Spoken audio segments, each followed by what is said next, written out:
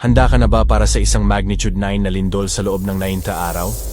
Malinaw na nagbabala ang mga propeta na sa Hulyo 5, mararanasan ng Pilipinas ang isang magnitude 9 o mas malakas pa na lindol. Nagbabala rin ang mga eksperto na maaaring makaranas ng magnitude 7.9 na lindol, ang West Valley Fault sa Pilipinas at ang Nankai Trough sa Japan. Sunog, lindol at salot. Ang mga sakunang nagaganap sa buong mundo ay nagpapaalala sa atin, malapit na ang katapusan ng mundo. Kapag dumating na ang mga sakuna ng mga huling araw, sino ang ililigtas ng Diyos? Sinabi ng Diyos, "Gayunman, dapat kong sabihin sa iyo na sa panahon ni Noe, nagsisikain at nagsisiinom ang mga tao, nag-aasawa at pinag-aasawa, hanggang sa hindi na ito makayang saksihan ng Diyos.